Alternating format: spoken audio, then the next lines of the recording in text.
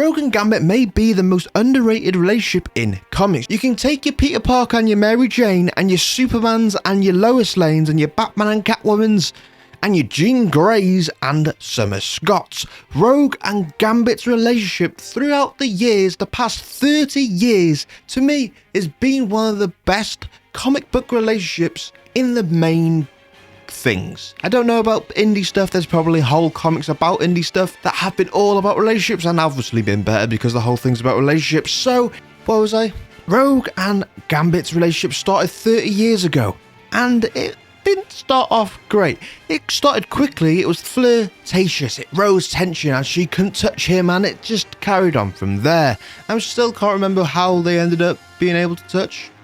I have read over 460 issues of Rogue and Gambit and somehow forgot how they're able to touch. It's just that Rogue can now control her powers. And weirdly enough, through their relationship, they've both been blind. They both had, I suppose, other interests, with Rogue going with Magneto for a while, what is a very interesting story, what I do enjoy.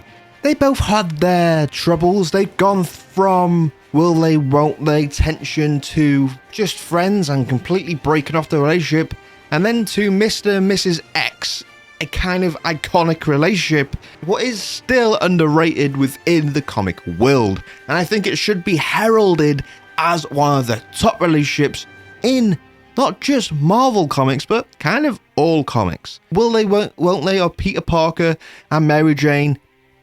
Go away. Give them a happy relationship like this, and I will be happy. Because apparently Spider-Man comics aren't that good these days, but that's a different story for a different day. I'm not caught up with Spider-Man, but Rogue and Gambit, 260 issues, and I think this is maybe one of the most underrated relationships in comics. And remember to check out our website, Comic Book Core, to check out the full guide on this relationship.